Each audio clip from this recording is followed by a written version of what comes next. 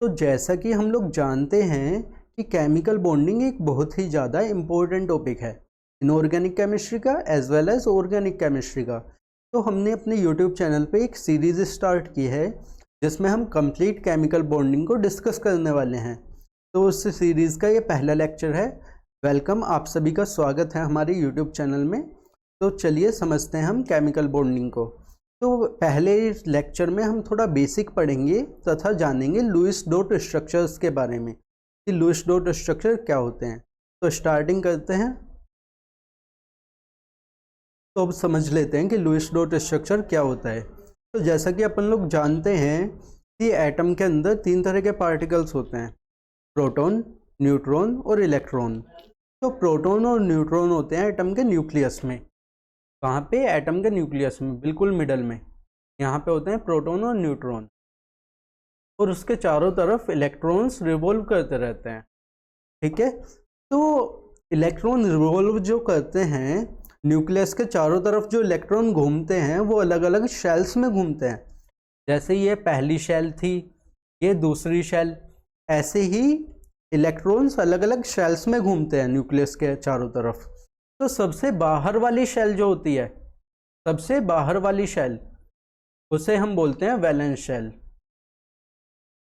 Valence shell, सबसे बाहर वाली शेल को बोलते हैं वैलेंस शेल, और उसमें जितने इलेक्ट्रॉन्स होते हैं उन्हें बोलते हैं वैलेंस इलेक्ट्रॉन्स।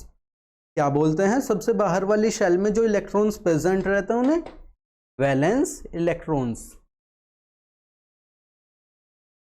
वैलेंस इलेक्ट्रॉन्स, ठीक है। तो लुईस डॉट स्ट्रक्चर एक तरीका है, एक मेथड है रिप्रेजेंट करने का किसी भी एटम को उसके आउटर मोस्ट शेल में जितने भी इलेक्ट्रॉन्स मौजूद हैं उसके साथ। मतलब क्या है इसका? देखो, हमारे पास मान लो सोडियम एटम है। सोडियम एटम, उसका एटॉमिक नंबर होता है 11। तो इसका इलेक्ट्रॉनिक कॉन्फ़िगरेशन करें हम 1s2, 2s2, 2p6 और 3s1। तो इसमें वैलेंस शेल में कितने इलेक्ट्रॉन्स हैं? वैलेंस शेल यानी कि सबसे बाहर वाला शेल, जिसके लिए प्रिंसिपल क्वांटम नंबर की वैल्यू मैक्सिमम हो। यहाँ पे कितनी है मैक्सिमम? यहाँ पे 1 है, यहाँ 2, यहाँ पे 2 और यहाँ पे 3। यानी कि सबसे बाहर वाला शेल कौन सा है? वैलेंस शेल कौन सा है? Third shell. और उसके अंदर इलेक्ट्रॉन कितना है? सिर्फ 1। यानी कि सोडियम के आउटर मोस्ट शेल में कितने इलेक्ट्रॉन हैं? 1। तो सोडियम का लुईस डॉट स्ट्रक्चर जो बनेगा वो बनेगा ऐसा। सोडियम का सिंबल लिखो Na और उसके आगे एक डॉट लगा दो, सिर्फ एक डॉट। तो ये बन गया सोडियम का लुईस डॉट स्ट्रक्चर। अब अगला देखें कोई एग्जांपल, तो देखते हैं हम क्लोरीन का। इसका एटॉमिक नंबर होता है 17।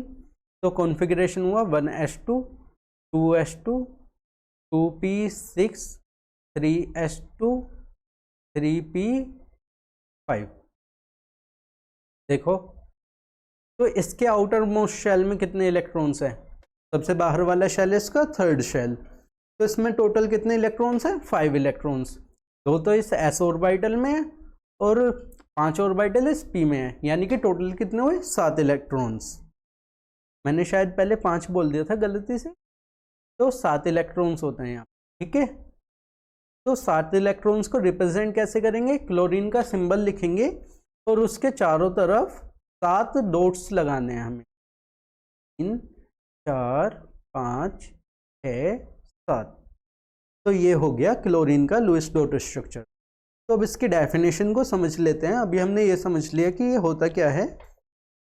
ये एक तरीका है, लुईस डॉट स्ट्रक्चर एक तरीका है रिप्रेजेंट करने का वैलेंस इलेक्ट्रॉन्स को। किसी एटम के या फिर किसी आयन के वैलेंस इलेक्ट्रॉन्स को रिप्रेजेंट करने का एक तरीका है लुईस डॉट स्ट्रक्चर। ये हमें हेल्प करता है केमिकल बॉन्डिंग को समझने में, क्योंकि हमें पता है कि केमिकल बॉन्डिंग में कौन से इलेक्ट्रॉन्स पार्ट लेते हैं? सिर्फ वैलेंस इलेक्ट्रॉन्स। तो इसीलिए केमिकल बॉन्डिंग को समझने से पहले हमने समझा है लुईस डॉट स्ट्रक्चर्स को। तो अब एक दो एग्जांपल्स हम और डिस्कस कर लेते हैं जिससे कि हमें लुईस डॉट स्ट्रक्चर बनाने अच्छे से आ जाएं। तो पहले हम डिस्कस करते हैं नाइट्रोजन का। तो नाइट्रोजन का atomic number 7, 1s2, 2s2, 2p3। इसके वैलेंस शेल में कितने इलेक्ट्रॉन्स हुए? 3 यहाँ पे और 2 यहाँ पे। वैलेंस शेल कौन सा हुआ? दूसरा शेल।